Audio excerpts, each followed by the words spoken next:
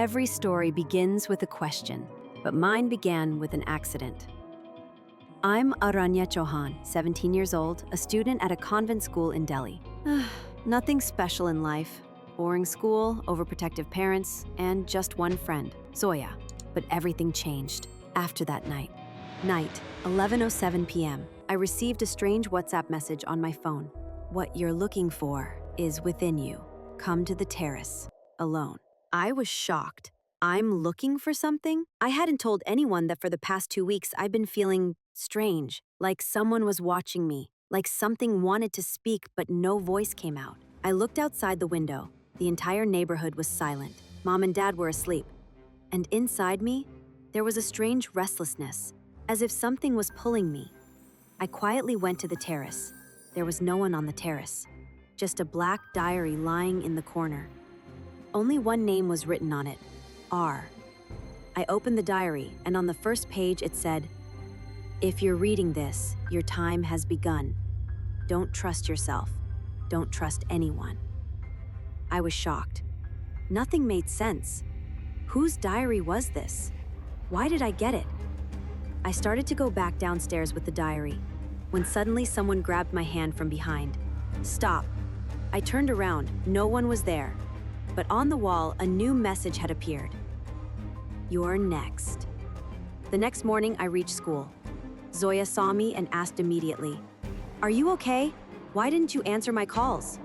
I just said, "Something weird happened last night," and showed her the diary. The moment she saw it, she froze.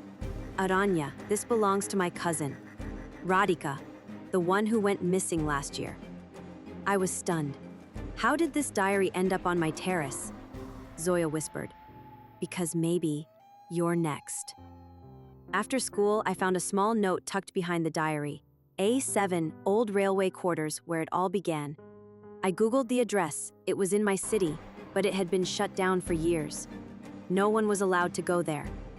That night, after everyone had gone to sleep, I quietly left for the place. As I reached, there was an old gate, locked, but suddenly it creaked open on its own. Inside, pitch black darkness, and then I heard a girl's voice. "You're late, Aaranya." The moment I stepped inside the old A7 railway quarters, my hands and legs started trembling. A broken-down building, a collapsed roof, and a strange stench in the air, as if some secret was still hiding within those walls. And then, I heard that voice again. "You're late, Aaranya." Trembling, I asked, "Who is it?" Suddenly, like a slideshow, old photographs began to glow on the wall in front of me. In those pictures was a girl, the same face I had seen in Zoya's cousin Radhika's photo. But in these photos, she didn't look happy. In every picture, a shadow stood behind her, black, blurry, terrifying. Suddenly, my phone's flashlight turned off, and in the darkness, I began to hear footsteps. I slowly turned around, and a girl's face was right in front of my eyes. I screamed, but the scream got stuck in my throat. She didn't say anything, just kept staring at me. Her eyes were empty, and there was blood on her lips. I ran, somehow managed to escape, and rushed straight to Zoya's house. I told her everything. Zoya showed me a folder she had found in her father's old documents. It had a copy of Radhika's missing report. But one thing was strange. In the corner of the report, written in red pen, were the words, "Missing or erased?" I asked, "Who could have written this?" Zoya told me her father had worked in the railway police. But after Radhika's case, he suddenly took a transfer.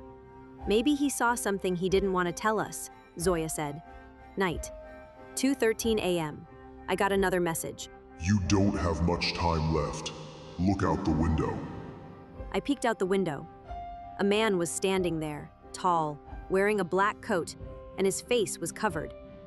He was just pointing toward me, gesturing me to come down. I immediately woke Zoya, but when we both reached downstairs, there was no one there. Only a small toy lay on the ground, a piece of a broken music box, still playing "Twinkle, Twinkle, Little Star." Now Aaranya is starting to realize that this isn't just a game.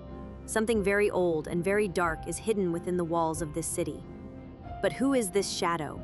Is Radhika's soul trapped? Or is someone else playing a much bigger game?